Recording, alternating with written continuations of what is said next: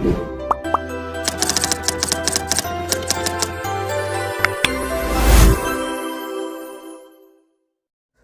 Hello നമസ്കാരം.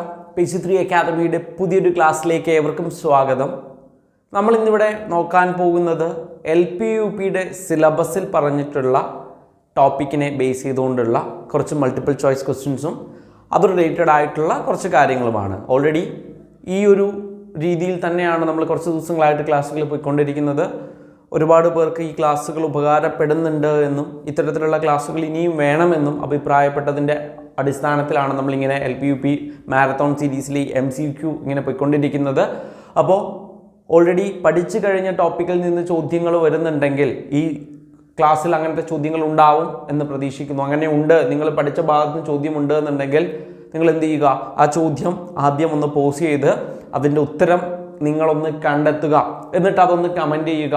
എന്നിട്ട് നമ്മളത് ശരിയാണോ തെറ്റാണോ എന്ന് കൂടി നിങ്ങൾ എന്ത് ചെയ്യണം, വിലയിരുത്തണം. ഓക്കെ, അപ്പോൾ ഞാനിവിടെ ഒരു ചോദ്യം വായിക്കുന്നു, അതിൻ്റെ ഉത്തരം ഇന്നതാണ് എന്ന് പറഞ്ഞു പോകുന്നതിലും പകരം നിങ്ങളത് ശരിയാണ്, നിങ്ങൾക്ക് ആ ഉത്തരത്തിലേക്ക് എത്തിപ്പെടാൻ കഴിയുന്നുണ്ടോ, നിങ്ങൾ പഠിച്ചതിനെ റീകോൾ ചെയ്യാൻ കഴിയുന്നുണ്ടോ എന്നത് പരിശോധിക്കാനുള്ള ഒരു അവസരമായിട്ട് ഈ ക്ലാസ്സിനെ കാണുക. ഇനിയിപ്പോൾ അറിയാത്ത ഭാഗം കാണുന്നുണ്ടെങ്കിൽ നിങ്ങൾ എന്ത് ചെയ്യുക, അത് നോട്ട് ചെയ്ത് പഠിച്ചു പോവുക. ഓക്കെ, അപ്പോൾ ആദ്യത്തെ ചോദ്യത്തിലേക്ക് പോവുകയാണ്. ചോദ്യം ഇതാണ്, നോക്കുക. ചുവടെ തന്നിരിക്കുന്ന ശരിയായ ജോഡി ക്രമപ്പെടുത്തുക. ഓക്കെ, ചേരുംപടി ചേർക്കുക എന്നുള്ളത് തന്നെയാണ്. ചുവടെ തന്നിരിക്കുന്ന ശരിയായ ജോഡി ക്രമപ്പെടുത്തുക. ഇവിടെ നോക്കുക, 1, 2, 3, 4 എന്ന് കുറച്ച് കാര്യങ്ങൾ തന്നിട്ടുണ്ട്. ABCD എന്ന് പറഞ്ഞിട്ടൊരു ഭാഗങ്ങൾ തന്നിട്ടുണ്ട്. ഓപ്ഷൻ നോക്കുകയാണെങ്കിൽ ഈ ഒരു രീതിയിലാണ് തന്നിട്ടുള്ളത്. അപ്പോൾ ചുവടെ തന്നിരിക്കുന്ന ശരിയായ ജോഡി ക്രമപ്പെടുത്തുക. അപ്പോൾ നമുക്ക് ഇവിടെ ക്വസ്റ്റ്യൻ പേപ്പറിൽ നിങ്ങൾക്ക് തീർച്ചയായിട്ടും വരച്ച് നോക്കാനുള്ള ഒരു സൗകര്യമുണ്ട്. അപ്പോൾ നമുക്കിത് വരച്ച് തന്നെ നോക്കാം, അല്ലേ? വരച്ച് തന്നെ നോക്കാം. സതീഷ് ധവാൻ സ്പേസ് സെന്റർ എവിടെയാണ് എന്നുള്ളതാണ് നമ്മൾ ആദ്യം മനസ്സിലാക്കേണ്ടത്. പിന്നീട് എന്താണ് ഓപ്ഷനിലുള്ളത്? രണ്ടാമത്തേതായിട്ടുള്ളത് National remote sensing Centre. 3 Indian institute of remote Sensing, Indian institute of remote Sensing. 4 Vikram Sarabhai space Centre. Okay, അപ്പോൾ ഇത് ഓരോന്നും എവിടെയാണ് സ്ഥിതി ചെയ്യുന്നത് എന്നതിനെ അടിസ്ഥാനമാക്കിയിട്ടാണ് ശരിയായ ജോഡി ക്രമീകരിക്കേണ്ടത്. അപ്പോൾ സതീഷ് ധവാൻ സ്പേസ് സെന്റർ എന്ന് പറയുന്നത് എവിടെയാണ് എന്നതാണ് ആദ്യം നോക്കേണ്ടത്. സതീഷ് ധവാൻ സ്പേസ് സെന്റർ എവിടെയാണ് എന്ന് ആദ്യം നിങ്ങൾ എന്ത് ചെയ്യണം, പഠിച്ചിരിക്കണം. അത് എന്തായാലും അറിയുന്നതായിരിക്കും. ഒരു പക്ഷേ സതീഷ് ധവാൻ സ്പേസ് സെന്റർ നിങ്ങൾക്ക് അറിയില്ല എന്നുണ്ടെങ്കിൽ താഴെയുള്ളത് നോക്കുക, നാഷണൽ റിമോട്ട് സെൻസിങ് സെന്റർ എവിടെയാണ് നോക്കുക. അതും അറിയില്ലെങ്കിൽ തൊട്ടടുത്ത Indian institute of remote sensing ആസ്ഥാനം എവിടെയാണ് നോക്കുക. അതും അറിയില്ലെങ്കിൽ വിക്രം സാരാഭായ് സ്പേസ് സെന്റർ എവിടെയാണെന്ന് നോക്കുക, അല്ലെ? വിക്രം സാരാഭായ് സ്പേസ് സെന്റർ എവിടെയാണ് എന്ന് ചോദിച്ചു കഴിഞ്ഞാൽ, അല്ലെ, നമുക്കറിയാം തിരുവനന്തപുരം തുമ്പയാണ്, അല്ലെ? അപ്പൊ ഇവിടെ എന്തായിരിക്കും? തിരുവനന്തപുരം തുമ്പ എന്ന് പറയുമ്പോൾ വിക്രം സാരാഭായ് സ്പേസ് സെന്റർ. നാലാമത്തേത് എവിടേക്കാണ് പോകേണ്ടത്? നാലാമത്തേത് പോകേണ്ടത് തിരുവനന്തപുരത്തേക്കാണ്, അല്ലേ? അപ്പൊ 4A ആണ്. അപ്പൊ ഇവിടെ 4A എന്നുള്ള ഏതൊക്കെ ഓപ്ഷൻ ഉണ്ട്? 4A എന്നുള്ള സിയും ഉണ്ട്, ഡിയും ഉണ്ട്. അപ്പൊ ഇതിൽ ഏതോ ഒന്നാണ് എന്നുള്ളതിനെ കുറിച്ചുള്ള ഒരു ചെറിയ ധാരണ കിട്ടി. അപ്പോൾ ഇനി ബാക്കിയുള്ള ഈ 2 ഓപ്ഷനിൽ ഏതോ ഒന്നാണ് എന്നുള്ളത് ക്ലിയർ ആയി. ഇതും അല്ല, അല്ലേ? ഇനി അപ്പോൾ ബാക്കിയുള്ളത് കൂടി നോക്കാം. സതീഷ് ധവാൻ സ്പേസ് സെന്റർ അറിയുന്നതായിരിക്കും. അപ്പോൾ വിക്രം സാരാഭായ് സ്പേസ് സെന്റർ തിരുവനന്തപുരം ആണെങ്കിൽ സതീഷ് ധവാൻ സ്പേസ് സെന്റർ എവിടെയാണെന്ന് ചോദിച്ചു കഴിഞ്ഞാൽ അത് ശ്രീഹരിക്കോട്ടയാണ്. ശ്രീഹരിക്കോട്ട 1D ആണ്, 1D ആണ്. അപ്പൊ നമുക്കത് നോക്കാം, അത് ഒന്ന് നോക്കിക്കളയാം, അല്ലേ? 1D ആണ് എന്നുള്ളതാക്കി. അപ്പോൾ 1D, അപ്പോൾ 1D ആയിട്ടുള്ള 2 ഉണ്ട്. എഗെയിൻ സിയും ഡിയും തന്നെയാണ് ഇവിടെ വന്ന് കിടക്കുന്നത്. അപ്പോൾ ഈ ഓപ്ഷൻ തീർച്ചയായിട്ടും എല്ലാം കൃത്യമായി അറിയെങ്കിൽ മാത്രമേ എഴുതാൻ കഴിയുള്ളൂ എന്ന രീതിയിലാണ്. അല്ലെങ്കിൽ നമുക്ക് നെഗറ്റീവ് മാർക്ക് വരും എന്നുള്ള രീതിയിൽ തന്നെയാണ് ചോദ്യകർത്താവ് ആ ചോദ്യം ഉണ്ടാക്കിയിരിക്കുന്നത്. നാഷണൽ റിമോട്ട് സെൻസിങ് സെന്റർ എവിടെയാണ് എന്നുള്ളത് അറിയണം. നാഷണൽ റിമോട്ട് സെൻസിങ് സെന്റർ എവിടെയാണ് എന്ന് ചോദിച്ചു കഴിഞ്ഞാൽ അത് നാഷണൽ റിമോട്ട് സെൻസിങ് സെന്റർ വരുന്നത് ഡെറാഡൂൺ ആണ്. നാഷണൽ റിമോട്ട് സെൻസിങ് സെന്റർ വരുന്നത് ഡെറാഡൂൺ ആണോ ചോദിച്ചാൽ അല്ല. ഇവിടെ ശ്രദ്ധിക്കണം, national remote sensing centre Hyderabad ആണ് വരിക. ഹൈദരാബാദ് ആണ് വരുന്നത്, ഹൈദരാബാദ്. ഇനി Indian institute of remote sensing വരുന്നത് എവിടെയാണെന്ന് ചോദിച്ചു കഴിഞ്ഞാൽ അത് ഡെറാഡൂൺ ആണ്. Indian institute of remote sensing വരുന്നത് എവിടെയാണെന്ന് ചോദിച്ചാൽ അത് ഡെറാഡൂൺ ആണ്. അപ്പോൾ ശ്രദ്ധിക്കണം, ഇവിടെ രണ്ടും റിമോട്ട് സെൻസിങ് ആണ് അല്ലെ. ഒന്ന് നാഷണൽ റിമോട്ട് സെൻസിങ് സെന്റർ, അത് Hyderabad. Indian institute of remote Sensing അല്ലെ, Indian institute of remote Sensing അത് എവിടെയാണ്? അത് ഡെറാഡൂൺ ആണ്. അപ്പോൾ ഇത് നമ്മൾ നോക്കുന്ന സമയത്ത് നമ്മൾ മനസ്സിലാക്കേണ്ട ഒരു കാര്യം എന്താന്ന് വെച്ചാൽ സതീഷ് ധവാൻ സ്പേസ് സെന്റർ, അതിൽ നമുക്ക് സംശയമൊന്നുമില്ല, ആന്ധ്രാപ്രദേശിൽ ശ്രീഹരിക്കോട്ടയിലാണ്. ഇനി National remote sensing Centre, National remote sensing Centre Telangana, Hyderabad ആണ്. ഇനി വേറൊരു കാര്യം, Indian institute of remote sensing Centre എവിടെയാണ്? Indian institute of remote sensing Centre അത് ഡെറാഡൂൺ ആണ്, ഉത്തരാഖണ്ഡ്. അതാണ് നമ്മളിവിടെ പറഞ്ഞത്. അപ്പോൾ ഇത് മാറിപ്പോകരുത്. ഏത്? നാഷണൽ റിമോട്ട് സെൻസിങ് സെന്ററും നാഷണൽ റിമോട്ട് സെൻസിങ് സെന്ററും അതുപോലെ തന്നെ ഇന്ത്യൻ ഇൻസ്റ്റിറ്റ്യൂട്ട് ഓഫ് റിമോട്ട് സെൻസിങ്ങും മാറിപ്പോകരുത്. നാഷണൽ റിമോട്ട് സെൻസിങ്ങിന്റെ ആസ്ഥാനം, നാഷണൽ റിമോട്ട് സെൻസിങ് സെന്ററിന്റെ ആസ്ഥാനം ഹൈദരാബാദ് ആണ്. ഇന്ത്യൻ ഇൻസ്റ്റിറ്റ്യൂട്ട് ഓഫ് റിമോട്ട് സെൻസിങ്ങിന്റെ ആസ്ഥാനം ഡെറാഡൂൺ ആണ്. ഇന്ത്യൻ ഇൻസ്റ്റിറ്റ്യൂട്ട് ഓഫ് റിമോട്ട് സെൻസിങ്ങിന്റെ ആസ്ഥാനം ഡെറാഡൂൺ ആണ്. അപ്പോൾ ഇത് കിട്ടിയ സ്ഥിതിക്ക് നമുക്ക് നമ്മുടെ ചോദ്യം അല്ലേ, നമ്മുടെ ചോദ്യത്തിലേക്ക് വന്നു കഴിഞ്ഞാൽ കുറച്ചുകൂടി എളുപ്പത്തിൽ കിട്ടില്ലേ? നമ്മുടെ ചോദ്യത്തിലേക്ക് വന്നാൽ എളുപ്പത്തിൽ കിട്ടില്ലേ? അപ്പൊ നോക്കുക, ഒരു തവണ കൂടി നമുക്ക് ആദ്യം മുതൽ നോക്കാം. ഒരു തവണ കൂടി ആദ്യം തൊട്ട് നോക്കാം. സതീഷ് ധവാൻ സ്പേസ് സെന്റർ എവിടെയാണ്? സതീഷ് ധവാൻ സ്പേസ് സെന്റർ എന്ന് പറയുന്നത് ശ്രീഹരിക്കോട്ടയാണ്. സതീഷ് ധവാൻ സ്പേസ് സെന്റർ ശ്രീഹരിക്കോട്ടയാണ്. National remote sensing Centre, National remote sensing Centre എവിടെയാണെന്ന് ചോദിച്ചു കഴിഞ്ഞാൽ അത് ഹൈദരാബാദ് ആണ്. ഹൈദരാബാദ് ആണ്. കിട്ടിയോ? ഹൈദരാബാദ് ആണ്. അപ്പോ Indian institute of remote Sensing എവിടെയാണ്?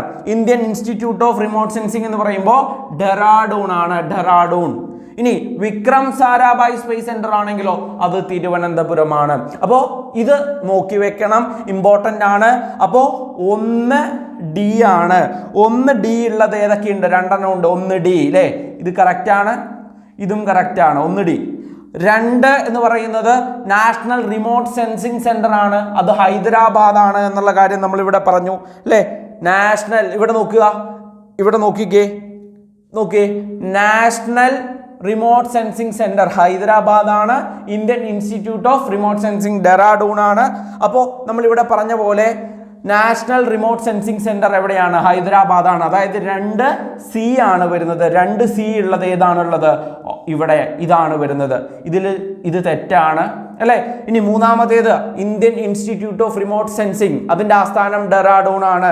അതായത് 3B ആണ്, 3B ആണ്, അത് ഇവിടെ കറക്റ്റ് ആണ്. ഇനി വിക്രം സാരാഭായ് സ്പേസ് സെന്റർ അത് തുമ്പയാണ്, തിരുവനന്തപുരമാണ്. അപ്പോൾ ഇതിലെ ഓപ്ഷൻ സി ആണ് ഇവിടുത്തെ ശരി ഉത്തരം. ഓപ്ഷൻ സി ആണ് ഇവിടുത്തെ ശരി ഉത്തരം. അപ്പോൾ തെറ്റിക്കാൻ സാധ്യത കൂടുതലാണ്. അറിയുന്നതാണെങ്കിൽ പെട്ടെന്ന് നമ്മൾ എന്ത് ചെയ്യും? പരീക്ഷയിൽ എഴുതാനായിട്ട് ശ്രമിക്കും. അപ്പോൾ ശ്രദ്ധ കുറവാണെന്നുണ്ടെങ്കിൽ തെറ്റാൻ സാധ്യതയുണ്ട്. അപ്പോൾ ഇവിടെ നോക്കണം, ചുവടെ തന്നിരിക്കുന്ന ശരിയായ ജോഡി ക്രമപ്പെടുത്തുക.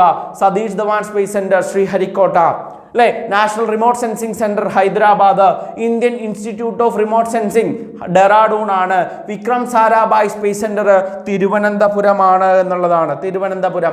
അപ്പോൾ Satish Dhawan space centre Sriharikota, national remote sensing centre Hyderabad, Indian institute of remote sensing സെന്ററിന്റെ ആസ്ഥാനം ഉത്തരാഖണ്ഡ്, അതായത് ഡെറാഡൂൺ ആണ്. വിക്രം സാരാഭായ് സ്പേസ് സെന്റർ ആണ് തുമ്പ, തിരുവനന്തപുരം. ഇനി ISROയുടെ ആസ്ഥാന മന്ദിരം അന്തരീക്ഷ് ഭവൻ എവിടെയാണ്? ബാംഗ്ലൂരാണ്. ഫിസിക്കൽ റിസർച്ച് ലബോറട്ടറി എവിടെയാണ് ചോദിക്കും. ചോദ്യം ഇമ്പോർട്ടൻ്റ് ആണ്. Physical research laboratory Ahmedabad, Gujarat. ഇനി സ്പേസ് ആപ്ലിക്കേഷൻ സെന്റർ എവിടെയാണ്? അതും അഹമ്മദാബാദ് ആണ്. വളരെ ഇമ്പോർട്ടൻ്റ് ആയിട്ടുള്ള കാര്യമാണ്, വളരെ ഇമ്പോർട്ടൻ്റ് ആണ്. ഡിസംബർ 25-ന് നമ്മുടെ ഒരു പുതിയ ബാച്ച് ആരംഭിക്കുകയാണ്. LPUPക്ക് വേണ്ടിയിട്ട് ക്രിസ്മസ് ദിന സ്പെഷ്യൽ ഓഫറോട് കൂടി ക്രിസ്മസ് ദിനത്തിൽ ഒരു പുതിയ ബാച്ച് സ്റ്റാർട്ട് ചെയ്യുകയാണ്. ക്രാഷ് കോഴ്സ് ആണ്. നമുക്കറിയാം ഡിസംബർ 30 നമ്മുടെ നോട്ടിഫിക്കേഷൻ വരും. അപ്പോൾ ഇനിയും വെയിറ്റ് ചെയ്യേണ്ടതില്ല. പഠനം നിങ്ങൾ തുടങ്ങിയിട്ടില്ല എന്നുണ്ടെങ്കിൽ തീർച്ചയായിട്ടും എന്ത് ചെയ്യുക, നമ്മളോടൊപ്പം വരിക.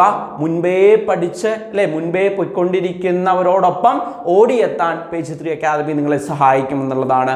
അപ്പോൾ കോഴ്സിനെ കുറിച്ച് അറിയാൻ ചുവടെ കാണുന്ന നമ്പറിലേക്ക് വിളിക്കുക. അടുത്ത ക്വസ്റ്റ്യനിലേക്ക് പോവാം. ഇന്ത്യയുടെ രാഷ്ട്രീയ ജാതകം എന്ന് ആമുഖത്തെ വിശേഷിപ്പിച്ചതാര്? നല്ല ചോദ്യമാണ്. ഇന്ത്യയുടെ രാഷ്ട്രീയ ജാതകം എന്ന ആമുഖത്തെ വിശേഷിപ്പിച്ചതാര് എന്നുള്ളതാണ് ചോദ്യം. Option A KM Munshi, option B NA Palkhivala, option C Ernest Barker, option D M Hidayatullah. Okay, ഇന്ത്യയുടെ രാഷ്ട്രീയ ജാതകം ആരാണ്? KM മുൻഷിയാണ് കേട്ടോ. ഉത്തരം KM മുൻഷിയാണ്. ശരി ഉത്തരം KM മുൻഷിയാണ്. ഇതിനെ സംബന്ധിച്ചിട്ടുള്ള ചോദ്യങ്ങൾ, ആ ഓപ്ഷൻസിനെ ഒന്ന് നമുക്ക് പരിശോധിക്കുകയാണെങ്കിൽ ഇന്ത്യയുടെ ആമുഖത്തെ, ഇന്ത്യൻ ഭരണഘടനയുടെ ആമുഖത്തെ ഇന്ത്യയുടെ രാഷ്ട്രീയ ജാതകം എന്ന് പറഞ്ഞത് KM മുൻഷിയാണ്. ഇനി ഭരണഘടനയുടെ തിരിച്ചറിയൽ കാർഡ് ഇല്ലേ, നമ്മുടെ ഐഡന്റിറ്റി കാർഡ് അല്ലേ, ഓഫീസിലുള്ള ഐഡന്റിറ്റി കാർഡ് ഇല്ലേ, അപ്പോൾ അതിനൊക്കെ ഒരു വാലുണ്ടാവില്ലേ, ഒരു ടാഗ് ഉണ്ടാവില്ലേ, അത് പൽക്കി വാലയാണെന്ന് ആലോചിച്ചാൽ മതി. അപ്പൊ കിട്ടും. ഭരണഘടനയുടെ തിരിച്ചറിയൽ കാർഡ് ആരാണ്? പൽക്കി വാല. ഒരു വാലുണ്ട് എന്ന് ആലോചിക്കുക. ഭരണഘടനയുടെ തിരിച്ചറിയൽ കാർഡാണ് ആമുഖം എന്ന് വിശേഷിപ്പിച്ചത് NA പൽക്കി വാല. ഭരണഘടനയുടെ രാഷ്ട്രീയ ജാതകം എന്ന് പറയുന്നത് മുൻഷിയാണ് രാഷ്ട്രീയ ജാതകം. ഇനി പൽക്കിവാല എങ്ങനെയാണ്? തിരിച്ചറിയൽ കാർഡ് എന്നാണ് പറഞ്ഞത്. ഇനി ഭരണഘടനയുടെ കീനോട്ട് എന്ന് പറഞ്ഞത്, കീനോട്ട് ആരാണ്? ഏണസ്റ്റ് ബാർക്കർ ആണ് ഭരണഘടനയുടെ കീനോട്ട് എന്ന ആമുഖത്തെ വിശേഷിപ്പിച്ചത്. വളരെ ഇമ്പോർട്ടന്റ് ആണ്, ചോദിക്കാം. ഇവിടുത്തെ ചോദ്യം എന്തായിരുന്നു? ഇന്ത്യയുടെ രാഷ്ട്രീയ ജാതകം എന്ന് ഇന്ത്യൻ ഭരണഘടനയുടെ ആമുഖത്തെ വിശേഷിപ്പിച്ചതാര് എന്നായിരുന്നു. അത് KM മുൻഷി. ഇനി ഇന്ത്യയുടെ ഭരണഘടനയുടെ ആമുഖത്തെ എന്താണ്, നമ്മുടെ തിരിച്ചറിയൽ കാർഡ്, ആമുഖത്തെ ഭരണഘടനയുടെ തിരിച്ചറിയൽ കാർഡ് എന്ന് വിശേഷിപ്പിച്ചതാര് എന്ന് ചോദിച്ചാൽ അത് NA പൽക്കിവാല. ആമുഖത്തെ കീനോട്ട് എന്ന് വിശേഷിപ്പിച്ചത്, ഭരണഘടനയുടെ കീനോട്ട് എന്ന് വിശേഷിപ്പിച്ചത് ആരാണ്? ഏണസ്റ്റ് ബാർക്കർ ആണ്. ഇനി ഭരണഘടനയുടെ ആത്മാവ് എന്ന് വിശേഷിപ്പിച്ചത് ഹിദായത്തുള്ളയാണ്. ഓക്കെ, ആത്മാവ് എന്ന് വിശേഷിപ്പിച്ചത് ഹിദായത്തുള്ളയാണ്. ഇനി ആത്മാവ്, താക്കോൽ എന്നിങ്ങനെ വിശേഷിപ്പിച്ചത് ജവഹർലാൽ നെഹ്റു ആണ്. ഓക്കെ, ആത്മാവ് എന്ന് മാത്രമാണെങ്കിൽ ഹിദായത്തുള്ള, ആത്മാവ് താക്കോൽ എന്നുള്ളതാണെങ്കിൽ ജവഹർലാൽ നെഹ്റു ആണ്. ഭരണഘടനയുടെ ഹൃദയവും ആത്മാവും എന്ന് വിശേഷിപ്പിച്ചത് താക്കൂർ ദാസ് ഭാർഗവാണ്. ഓക്കെ, താക്കൂർ ദാസ് ഭാർഗവാണ്. ആത്മാവും ഹൃദയവും ആത്മാവും എന്ന് വിശേഷിപ്പിച്ചത് താക്കൂർ ദാസ് ഭാർഗവാണ്. ഓക്കെ, ആത്മാവ് ഭാർഗവീ നിലയം അങ്ങനെ ആലോചിച്ചാൽ മതി. അപ്പൊ കിട്ടും അല്ലെ. ഭരണഘടനയുടെ ഹൃദയവും ആത്മാവും ഭാർഗവാണ്, Thakurdas Bhargav. Ernest Barker keynote എന്നാണ് വിശേഷിപ്പിച്ചത്. ആത്മാവ് എന്ന് വിശേഷിപ്പിച്ചത് ഹിദായത്തുള്ളയാണ്. ഓക്കെ, ആത്മാവ് എന്ന് വിശേഷിപ്പിച്ചത് ഹിദായത്തുള്ളയാണ്, അത് മറക്കരുത്. ഹൃദയവും ആത്മാവും എന്ന് വിശേഷിപ്പിച്ചത് താക്കൂർദാസ് ഭാർഗവാണ്. ഇനി വെറുതെ ആത്മാവ് എന്ന് മാത്രമാണെങ്കിൽ ഹിദായത്തുള്ള, ഹൃദയവും ആത്മാവും എന്നുള്ളത് താക്കൂർദാസ് ഭാർഗവ്. ഇത് മാറിപ്പോവരുത്. ഏത് നമ്മളിപ്പോൾ പറഞ്ഞ ഈ കാര്യങ്ങളിൽ നിങ്ങൾ ആ ഒരു കോഡ് വെച്ച് പഠിക്കുന്ന സമയത്ത് മാറിപ്പോവാൻ പാടില്ല. ഭരണഘടനയുടെ ആത്മാവ് എന്ന് വിശേഷിപ്പിച്ചത് ഹിദായത്തുള്ളയാണ്, ഹിദായത്തുള്ള. ഇനി ഹൃദയവും ആത്മാവും എന്ന് വിശേഷിപ്പിച്ചത് താക്കൂർദാസ് ഭാർഗവ്. ഇനി ആത്മാവ്, താക്കോൽ എന്ന് വിശേഷിപ്പിച്ചത് ജവഹർലാൽ നെഹ്റു. കീനോട്ട് എന്ന് വിശേഷിപ്പിച്ചത് ഏണസ്റ്റ് ബാർക്കർ. തിരിച്ചറിയൽ കാർഡ് എന്ന് വിശേഷിപ്പിച്ചത് പൽക്കിവാല. ഇനി KM മുൻഷി എന്ന് വിശേഷിപ്പിച്ചു? രാഷ്ട്രീയ ജാതകം എന്ന് വിശേഷിപ്പിച്ചു. അപ്പോൾ പറഞ്ഞോട്ടെ, നമ്മുടെ ഹൃദയവും ആത്മാവും എന്ന് വിശേഷിപ്പിച്ചത് ആരാണ്? ഭരണഘടനയുടെ ഹൃദയവും ആത്മാവും. ഹൃദയം, ആത്മാവ് താക്കൂർ ദാസ് ഭാർഗവാണ്. ഇനി ഹൃദയം എന്ന് വിശേഷിപ്പിച്ചത് ആരാണ്? ഹൃദയം എന്ന് വിശേഷിപ്പിച്ചത്, ഹൃദയവും ആത്മാവും നമ്മൾ പറഞ്ഞു താക്കൂർദാസ് ഭാർഗവ് എന്ന് പറഞ്ഞു. സോറി, ആത്മാവ് എന്ന് വിശേഷിപ്പിച്ചത് ആരാണ്? ആത്മാവ്, ഹൃദയവും ആത്മാവും താക്കൂർദാസ് ഭാർഗവാണ്. ആത്മാവ് എന്ന് മാത്രം വിശേഷിപ്പിച്ചത് ആരാണ്? M ഹിദായത്തുള്ളയാണ്, M Hidayatullah. ഇനി നെഹ്റു എങ്ങനെ വിശേഷിപ്പിച്ചത്? ആത്മാവ് ഒപ്പം താക്കോല്. ഓക്കെ, ഹൃദയവും ആത്മാവും താക്കൂർദാസ് ഭാർഗവ്, ആത്മാവ് താക്കോല് ജവഹർലാൽ നെഹ്റു. ആത്മാവ് എന്ന് മാത്രമാണെങ്കിൽ ഹിദായത്തുള്ള, കീനോട്ട് എന്ന് പറഞ്ഞത് ഏണസ്റ്റ് ബാർക്കർ. ഇനി തിരിച്ചറിയൽ കാർഡ് എന്ന് പറഞ്ഞത് NA പൽക്കിവാല. രാഷ്ട്രീയ ജാതകം KM മുൻഷി. കിട്ടിയോ? അപ്പൊ KM മുൻഷി എന്ത് വിശേഷിപ്പിച്ചു? രാഷ്ട്രീയ ജാതകം. തിരിച്ചറിയൽ കാർഡ് എന്ന് വിശേഷിപ്പിച്ചത് എന്നെ പൽക്കിവാല. ഇനി നെഹ്റു എങ്ങനെയാ വിശേഷിപ്പിച്ചത്? നെഹ്റു വിശേഷിപ്പിച്ചത് താക്കോൽ, അതുപോലെ തന്നെ ആത്മാവ്, താക്കോൽ. വെറുതെ ആത്മാവ് എന്ന് മാത്രം വിശേഷിപ്പിച്ചത് ആരാണ്? അത് ഹിദായത്തുള്ളയാണ്. ഇനി ഹൃദയവും ആത്മാവും എന്ന് വിശേഷിപ്പിച്ചത് ഹൃദയവും ആത്മാവും അത് താക്കൂർ ദാസ് ഭാർഗവാണ്. അപ്പോൾ നെഹ്റു എങ്ങനെയാ വിശേഷിപ്പിച്ചത്? ആത്മാവ്, ഭരണഘടനയുടെ ആത്മാവ്, താക്കോൽ. ഭരണഘടനയുടെ ആത്മാവ്, താക്കോൽ, അത് നെഹ്റു വിശേഷിപ്പിച്ചതാണ്. ഭരണഘടനയുടെ കീനോട്ട് ഏണസ്റ്റ് ബാർക്കർ ആണ്. കിട്ടിയോ? ഈ ഭാഗങ്ങൾ കിട്ടിയോ? അടുത്ത ചോദ്യത്തിലേക്ക് പൊക്കോട്ടെ. അടുത്ത ചോദ്യം നോക്കുക. ചേരുംപടി ചേർക്കുക. ചേരുംപടി ചേർക്കുക എന്നുള്ളതാണ് ചോദ്യം. ചേരുംപടി ചേർക്കുക എന്നുള്ള ചോദ്യം ഒന്ന് ശ്രദ്ധിക്കുക, വളരെ ഇമ്പോർട്ടൻ്റ് ആണ്. ഫസ്റ്റത്തെ ഭാഗം ഗരീബി ഹടാവോ, ജയ് ജവാൻ ജയ് കിസാൻ, ജയ് ജവാൻ ജയ് കിസാൻ ജയ് വിജ്ഞാൻ, ജയ് ജവാൻ ജയ് കിസാൻ ജയ് വിജ്ഞാൻ ജയ് അനുസാധൻ എന്നുള്ളതാണ് ഒരു ഭാഗം. ഇനി ബി കോളം നോക്കുകയാണെന്നുണ്ടെങ്കിൽ AB വാജ്പേയി, ലാൽ ബഹദൂർ ശാസ്ത്രി, ഇന്ദിരാഗാന്ധി, നരേന്ദ്രമോദി എന്നിങ്ങനെ തന്നിട്ടുണ്ട്. ഇനി ഒരുപക്ഷെ ഇവിടെ ചിലപ്പോൾ എന്തും തരാം, ഒരു എന്നുള്ളൊരു ഓപ്ഷൻ തന്നിട്ട് നെഹ്റു എന്നോ അങ്ങനെ വേറെ ഏതെങ്കിലും ഒരു പ്രധാനമന്ത്രിയുടെ പേര് തരാം അല്ലേ.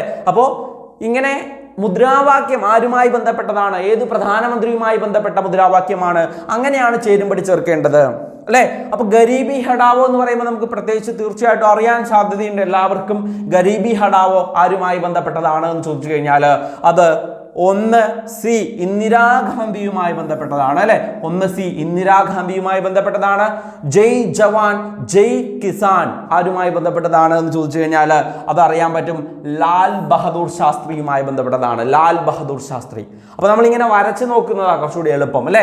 ഇനി ജയ് ജവാൻ ജയ് കിസാൻ ജയ് വിജ്ഞാൻ ഇത് AB വാജ്പേയിയുമായി ബന്ധപ്പെട്ടതാണ്. AB വാജ്പേയിയുമായി ബന്ധപ്പെട്ടതാണ്. ഓക്കെ, AB വാജ്പേയിയുമായി ബന്ധപ്പെട്ടതാണ്. ജയ് ജവാൻ ജയ് കിസാൻ ജയ് വിജ്ഞാൻ AB വാജ്പേയിയുമായി ബന്ധപ്പെട്ടതാണ്. അങ്ങനെയാണെങ്കിൽ ജയ് ജവാൻ ജയ് കിസാൻ ജയ് വിജ്ഞാൻ ജയ് അനുസാധൻ എന്നുള്ളത് ഇതുകൊണ്ട് ഉദ്ദേശിക്കുന്നത് നവീകരണം എന്നുള്ളതാണ് അല്ലേ. അങ്ങനെ വിശേഷിപ്പിച്ചത് ആരാണ്? അത് അങ്ങനെ ഒരു മുദ്രാവാക്യം ആരുമായി ബന്ധപ്പെട്ടതാണ്? അത് നരേന്ദ്രമോദിയുമായി ബന്ധപ്പെട്ടതാണ്. അപ്പോൾ ഇമ്പോർട്ടൻ്റ് ആയിട്ടുള്ള കാര്യമാണ്, ചോദിക്കാൻ സാധ്യതയുള്ള കാര്യമാണ്. അപ്പോൾ 1C ആണ്. 1C ഉള്ളത് എത്ര എണ്ണം ഉണ്ട് നോക്കുക. 1C ഉള്ളത് A മാത്രമാണ്. അപ്പോൾ ഇത് ഓക്കെ ആണ്, നമുക്ക് കിട്ടിയിട്ടുണ്ട്. ഇനി ജയ് ജവാൻ ജയ് കിസാൻ അതാരാണ്? 2B അതും ഇവിടെയും ശരിയാണ്. 3 ജയ് ജവാൻ ജയ് കിസാൻ ജയ് വിജ്ഞാൻ അത് AB വാജ്പേയിയുമായി ബന്ധപ്പെട്ടതാണ്. അപ്പോൾ A ആണ്. 3A ശരിയാണ്. 4D ആണ്, അത് ശരിയാണ്. അപ്പോൾ ഓപ്ഷൻ A ആണ് ഇവിടുത്തെ ശരി ഉത്തരം. ഓപ്ഷൻ A ആണ് ഇവിടുത്തെ ശരി ഉത്തരം എന്ന് പറയുന്നത്. അപ്പോൾ ജസ്റ്റ് ഒന്ന് നോക്കുക. ഗരീബി ഹടാവോ ഇന്ദിരാഗാന്ധിയുമായി ബന്ധപ്പെട്ടതാണ്. ജയ് ജവാൻ ജയ് കിസാൻ ജയ് ജവാൻ ജയ് കിസാൻ ലാൽ ബഹദൂർ ശാസ്ത്രി, ജയ് ജവാൻ ജയ് കിസാൻ ജയ് വിജ്ഞാൻ അത് AB വാജ്പേയി. ഇനി ജയ് വിജ്ഞാന്റെ ഒപ്പം ജയ് അനുസാധൻ എന്നുള്ളത് നവീകരണം കൂടി വന്നു കഴിഞ്ഞാൽ അതാരാണ്? നരേന്ദ്രമോദിയാണ്. അപ്പോൾ ഇന്ദിരാഗാന്ധി ദാരിദ്ര്യം തുടച്ചു നീക്കുക എന്നുള്ളതാണ് ഗരീബി ഹടാവോ കൊണ്ട് ഉദ്ദേശിക്കുന്നത്. ഇന്ദിരാഗാന്ധിയാണ് ഗരീബി ഹടാവോ. ജയ് ജവാൻ ജയ് കിസാൻ അതാരാണ്? അത് ലാൽ ബഹദൂർ ശാസ്ത്രി. ഈ ജയ് ജവാൻ ജയ് കിസാന്റെ ഒപ്പം ജയ് വിജ്ഞാൻ കൂടി ഉൾപ്പെടുത്തിയാൽ അത് AB വാജ്പേയി ആയി. ഇനി ആ ജയ് ജവാൻ ജയ് കിസാൻ ജയ് വിജ്ഞാന്റെ ഒപ്പം ജയ് അനുസാധൻ അഥവാ നവീകരണം കൂടി ഉൾപ്പെടുത്തി കഴിഞ്ഞാൽ അതാരായി? നമ്മുടെ ഇപ്പോഴത്തെ പ്രധാനമന്ത്രിയായ നരേന്ദ്രമോദിയായി. അപ്പോൾ ഇത്രയും കാര്യങ്ങളാണ്, വളരെ ഇമ്പോർട്ടൻ്റ് ആണ്. ചേരുംപടി ചേർക്കുക എന്നുള്ളതും അല്ലേ, കാലഗണനയ്ക്കനുസരിച്ച് എഴുതുക എന്നുള്ളതൊക്കെ നമ്മുടെ പരീക്ഷയിൽ സ്ഥിരമായിട്ട് ചോദിക്കുന്ന ഇപ്പോഴത്തെ പാറ്റേൺ ആണ്. അപ്പോൾ ഇതിലിപ്പോൾ നമ്മൾ പറഞ്ഞ പോലെ ഒരു ഭാഗത്ത് 4 ഒരു 4 പോയിന്റും മറുഭാഗത്ത് 5 എണ്ണം തരും. എന്നിട്ട് ഇതിൽ ഏതൊക്കെയാണ് എന്നൊക്കെ ചോദിക്കും. അപ്പോൾ നമ്മൾ നല്ലോണം പഠിച്ചാൽ മാത്രമേ ഇതിൽ നിന്നൊക്കെ ചോദ്യങ്ങളിൽ നിന്ന് ഉത്തരം കിട്ടുള്ളൂ. പഠിക്കുക മാത്രം ചെയ്താൽ പോരാ, നല്ല ശ്രദ്ധ കൂടി പരീക്ഷ എഴുതുന്ന സമയത്ത് വേണം. അപ്പോൾ ശ്രദ്ധ നിങ്ങൾക്ക് ഇമ്പ്രൂവ് ചെയ്യുകയാണെങ്കിൽ മോഡൽ എക്സാമുകൾ എഴുതണം കേട്ടോ. ഇപ്പോൾ മോഡൽ എക്സാമുകൾ മോക്ക് ടെസ്റ്റുകളും ചോദ്യങ്ങളൊക്കെ കിട്ടുമ്പോൾ നിങ്ങളൊന്ന് എഴുതിയൊക്കെ നോക്കിക്കഴിഞ്ഞാൽ എളുപ്പമാണ് ഈ കാര്യങ്ങൾ. ഓക്കെ, കോൺസെൻട്രേഷൻ കിട്ടും. അപ്പോൾ അത് നിങ്ങൾക്ക് തീർച്ചയായിട്ടും പരീക്ഷ ഉപകാരപ്പെടും. അപ്പോൾ ഇന്നത്തെ ക്ലാസ് നിർത്തുകയാണ്. ക്ലാസ്സിനെ കുറിച്ചുള്ള അഭിപ്രായം തീർച്ചയായിട്ടും കമൻറ്റ് ചെയ്യുക. Okay, thank you.